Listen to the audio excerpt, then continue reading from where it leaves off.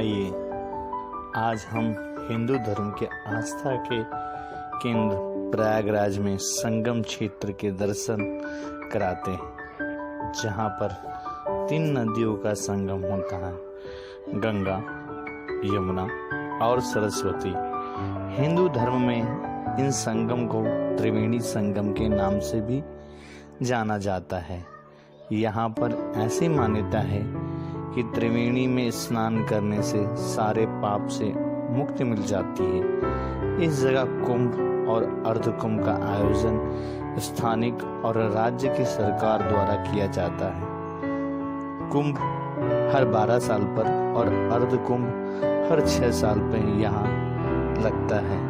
वैसे तो पूरे वर्ष यहाँ पर लोगों के आने का तांता लगा रहता है, पर कुंभ और अर्ध कुंभ पर विश्व का सबसे बड़ा मेला आस्था का केंद्र बन जाता है और हिंदू धर्म में आस्था रखने वाले करोड़ों लोग यहाँ आते हैं। यहाँ पर डुबकी लगाने से ही सारे पाप से मुक्त होने का एहसास होता है।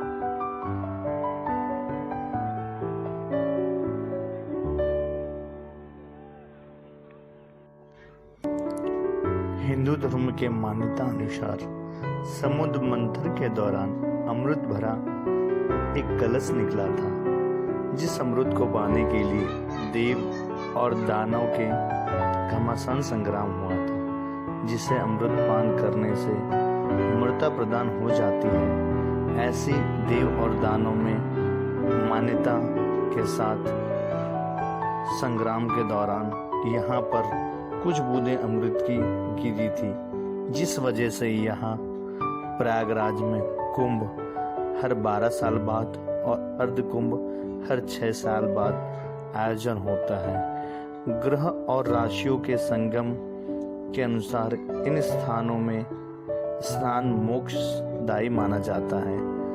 अर्ध कुंभ प्रयागराज और हरिद्वार ये सिर्फ 2 जगहों में ही लगता है।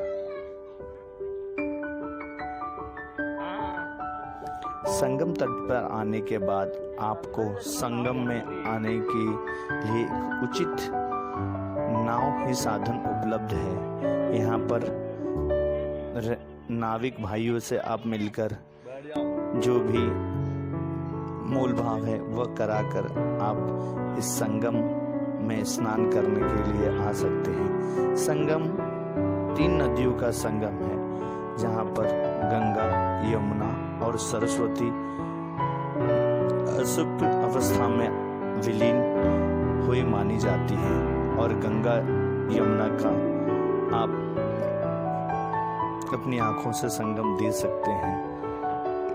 इस तरह आप यहाँ पर आने के बाद पूजा पाठ करने के लिए जो भी यथा अनुसार शक्ति हो आप यहाँ पर पूजा पाठ करवा सकते हैं और यहाँ पर संगम में स्नान कर सकते हैं। यहाँ पर कई प्लेटफॉर्म बनाए हुए हैं, जहाँ पर पूजा अर्चना की व्यवस्था की हुई है और उसके साथ आप पूजा अर्चना के बाद यहाँ पर स्नान करने से आपको मोक्ष और आत्मा की शांति अवश्य प्रदान होगी। ऐसा अनुभूति स्वयं खुद ही आप कर सकते हैं। कई देख सकते हैं काफ़ी लोग संगम तट से किनारे से ही आपको स्नान करते हुए दिखाई देंगे, पर यहाँ पर आने के साथ मैं हमेशा यह आपसे अनुरोध करूँगा कि आप उचित स्थान संगम पर आएं और यहाँ पर पूजा विधि और जो भी आपसे बन पड़े वह दान दक्षिणा कर कर यहाँ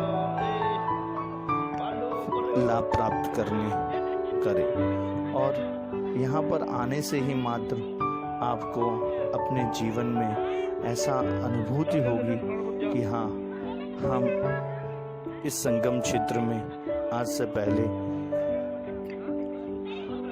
आना चाहिए था, पर हम नहीं आ पाए। काफ़ी ज़िंदगी में काफ़ी ऐसे मौके होते हैं जब हम चाहते हैं कि उस जगह पर जाएं, पर नहीं जा सकते हैं। तो ये मौका है, और इस मौके के अवसर पर हमें भी संगम में स्नान करने का पुण्य प्राप्त हुआ। तो चलो हम संगम में अपनी आस्था की एक डुबकी लगाते हैं और अपने आप को पावन और धन्य मानकर माँ गंगा को, सरस्वती और माँ यमुना को प्रणाम करते हैं।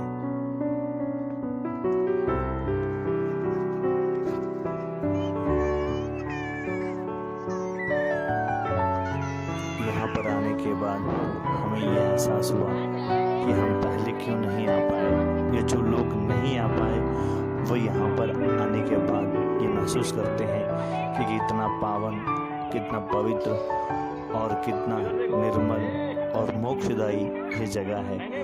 और हम इस तीर्थ स्थान पर सभी से अनुरोध करेंगे कि वो यहाँ पर आए। जो इसमें आस्था रखते हैं, विश्वास रखते हैं, उन्हें जरूर ये खुद अनुभूति होगी कि यहाँ पर हमें एक बार जरूर जिंदगी में आना चाहिए। और देखो ये कैसे बच्चे छोटे छोटे अपने आप को इस पावन धाम में आकर प्रसन्नचित्त और खुश नजर आ रहे हैं। शायद इन्होंने बहुत अच्छे काम किए होंगे अपने जन्म में, जो इतनी छोटी उम्र में इन्हें इस जगह पर आकर संगम में स्नान करने का मौका प्रदान हुआ। और हम सभी लोग इतने सालों बाद यहाँ आए हैं, फिर भी यहाँ पर आकर हर किसी का मन प्रफुल्लित और निर्मल और आस्था के स्वरूप यहाँ पर जो चाहो वो आपको प्रदान करने की शक्ति यहाँ पर मिल जाती है। तो हम चाहेंगे कि यहाँ पर आप सभी लोग एक बार जरूर आए और यहाँ पर आकर इस जगह आप स्नान अवश्य करें। और यहाँ पर आने से ही मात्र आपको सारे कष्ट से मुक्ति पाते नजर आएंगे।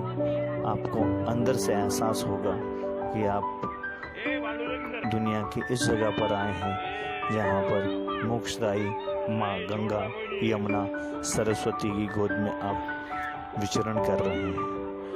तो चले हम भी माँ गंगा, यमुना और सरस्वती की गोद में एक डुबकी लगाते हैं। और साथ बोतल पड़ी हुई अपने बैग में।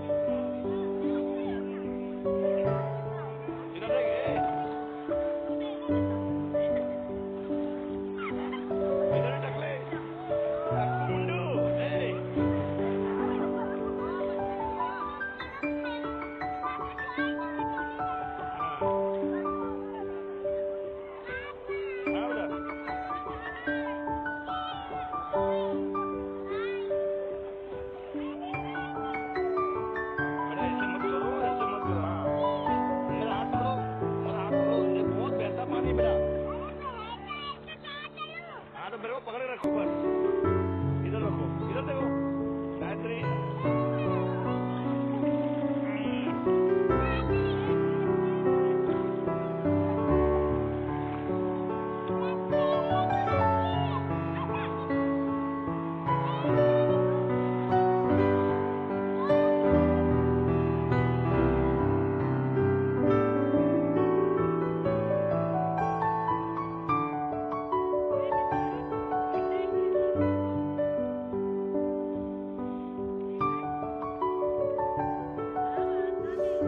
संगम में स्नान के बाद अब वहाँ से लौट आने का दिल तो नहीं कर रहा था, फिर भी हम भारी मन से वहाँ से आने के लिए निकल पड़े उसी बोट में, उसी नाव में।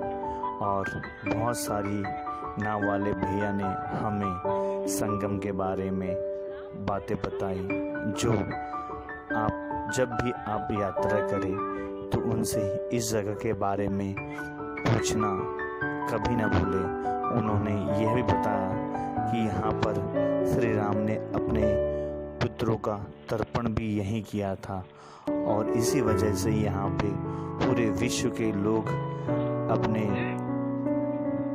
पितरों की अस्थियों का विसर्जन के लिए यहाँ पर दूर दूर से आते हैं।